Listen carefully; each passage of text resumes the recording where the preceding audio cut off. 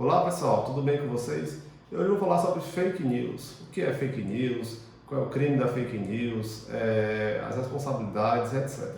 Se gostaram do conteúdo, você pode curtir, comentar, e se não gostarem, não precisa fazer nada, já que não gostaram do conteúdo. Fake news é a notícia falsa. Existe um projeto de lei no Senado, que é o 2630/2020, de autoria do senador Alessandro Vieira, que trata basicamente sobre os temas de fake news. No direito brasileiro, nós temos a possibilidade de criminalização dessa notícia falsa, por meio dos crimes de calúnia, injúria e difamação, além da responsabilidade na esfera civil. Ou seja, o ofendido, se houver alguma notícia falsa em desfavor do seu nome, ele está plenamente autorizado a buscar a responsabilização criminal, mas as penas são baixas de fato, e a possibilidade de responsabilização civil. Mas alguns temas de liberdade de expressão merecem ser trazidos à tona, que já foram enfrentados pelo STF em algumas ocasiões bem pontuais. Primeiro eu vou começar com a DPF 130, que foi julgada em 2009, que trata da Lei da Liberdade de Imprensa. É uma lei bem antiga, da época do governo do regime militar, em que, salvo engano, foi o PDT, através de um deputado, ou foi um senador da época, buscou o STF para que essa lei fosse analisada sobre a ótica da constitucionalidade ou não. O STF, no julgamento dessa ADPF 130, ele proibiu enfaticamente a censura de publicações jornalísticas, bem como tornou excepcional qualquer tipo de intervenção estatal na divulgação de notícias e de opiniões. Lembre-se que em 2009 o STF entendia que não poderia ocorrer eventuais censuras por meio dessa possibilidade de expor notícias e informações. Em 2012, tivemos o julgamento da ADIM 4815, que tratava da possibilidade de autorização ou não do biografado para que fosse escrita uma biografia sobre isso. Salvo engano, foi um cantor bem famoso que demandou, através de uma associação, se poderia ou não ocorrer essa censura ou essa autorização. E o STF também foi bem enfático, quando ele disse que era inexigível o consentimento da pessoa biografada para a publicação de biografia, ficando resguardado a possibilidade de responsabilização criminal ou civil por conta de uma eventual notícia falsa ou eventual notícia errônea. Além disso, na semana passada, houve o prosseguimento do julgamento das ações conjuntas, a ação direta de inconstitucionalidade 5527 e a requisição de preceito fundamental 403, que trata sobre a possibilidade de quebra do sigilo de comunicação em aplicativos de mensagens. O relator, o ministro Fachin, entendeu que o sigilo das comunicações, inclusive pela internet, é uma garantia constitucional. Em seu voto, ele afirmou que a proteção da privacidade não é apenas uma proteção individual, mas a garantia do direito à liberdade de expressão.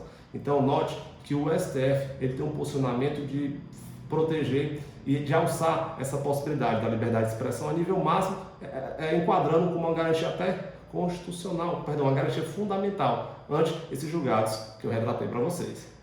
Mas tivemos recentemente o projeto de lei 2630, de autoria do senador Alessandro Vieira, que ele trata já no artigo 1º o motivo e o foco desse projeto de lei, que essa lei estabelece normas, diretrizes e mecanismos de transparência de redes sociais, de serviços de mensageria privada através da internet, para desestimular o seu abuso ou manipulação com potencial de dar causa a danos individuais ou coletivos. É uma lei que é bem questionável. Houve até um houve até uma votação no site do próprio Senado sobre o aceite ou não da população, em que a votação ficou até certo empate, foi uma votação bem expressiva. Contudo, alguns pontos da lei me chamam muita atenção. Vamos lá para o artigo 13 desse projeto de lei. Os provedores de aplicação que prestarem serviços de mensageria privada desenvolverão políticas de uso que limitem o número de encaminhamentos de uma mesma mensagem a no máximo 5 usuários ou grupos, bem como o número máximo de membros de cada grupo de usuários para o máximo de 256. Salvo me engano, o WhatsApp já é essa quantidade de membros, mas veja que ele limita a quantidade de envio. Será que não limita a nossa liberdade de expressão? Não sei, talvez sim. Vamos para o parágrafo 1º.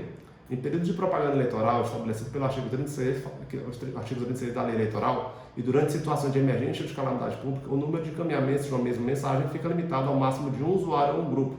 Será que aqui nós não temos também uma certa limitação? Além desses pontos que são controversos, existe a questão dos checadores. Quem vai dizer o que é verdade, quem vai falar o que é mentira?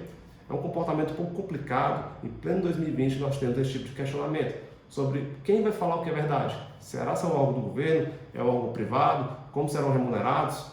Precisa vir terceiro para falar o que é verdade, o que é mentira? Inclusive, recentemente, acho que foi ontem, tivemos uma rede televisiva falando de uma bandeira de um país, foi uma bandeira de um partido político de um país europeu, dizendo que era um novo neonazista, quando o próprio embaixador do país, da Ucrânia, veio para desmentir. Recentemente, tivemos outra situação envolvendo um conhecido jornalista que vive nos Estados Unidos, mas que é brasileiro, falando sobre a situação da Polônia, e quando a própria embaixadora da Polônia no Brasil, ela veio desmentir esse próprio jornalista. Será que isso também não é fake news?